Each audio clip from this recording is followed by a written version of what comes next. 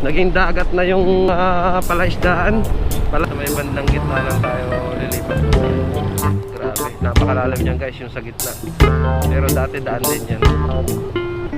Aming Manggi. Ito yung sinasabi ko guys sa inyo na may mga part pa na may tubig. Makakadaan naman siguro tayo dito. Nakakalusot naman yung ibang motorista. Kasi ito, tulay ito ng NLEX.